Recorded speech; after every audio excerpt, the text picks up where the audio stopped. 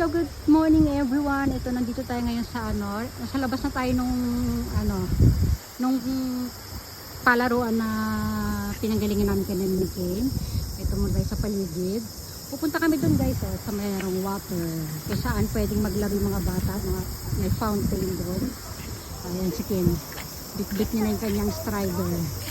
Dito tayo. Ang presko ng hangin. Doon tayo galing kanina sa loob, Coscos. Hanggang third floor tayo kanina, diba? So ayan, dito maganda rin dyan, Kaya magandang mag-pictorial dyan guys. Nakapag-pictorial na ako dyan dati. Ito naman, may mga cactus dito dati. Ay, hindi pala cactus. Water lily pala. Nakakita ng cactus sa tubig. Luka-luka. Ay, naku. So, diba? Ito, ating babagtasin ang daan patungo doon sa tubig. Hindi tayo masyado magbibideo doon sa mga bata kasi syempre mga nakaano lang sila, wala sila mga t-shirt. Ayan, si Ken mag-aano rin doon si Ken. Tayo, dito lang tayo, paikot-ikot lang tayo dito. Ayan, diba? Pakinggan natin yung mga ibon. Maingay yung mga ibon, humuhuni sila. Ay, ang ganda ng paru-paro. Wow, ayun ang ganda ng color, blue and black. Ayan, lapitan natin siya. Wow, hello, paru-paro. Ay, lumipad. Lumipad. Lumipad. Kasi magulat tayo kung siya ay lumangoy. Dapat naman lipado. Sige. Dito na tayo. Ayan, dito may tambayan dito. Dito marami rin akong picture dito guys. Ayan. Ayan sa mga upuan na yan.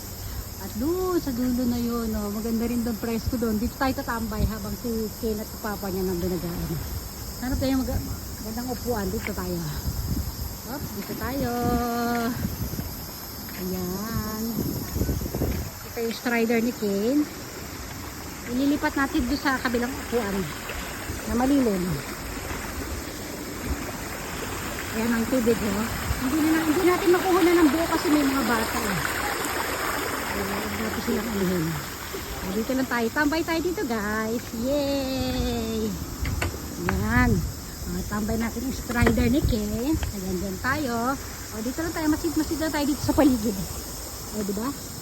Ayun, may nag-ano pa doon. May lumulutang-lutang na bola. Ang ganda, Ang ganda niya tingnan, Ooh, nice view, diba?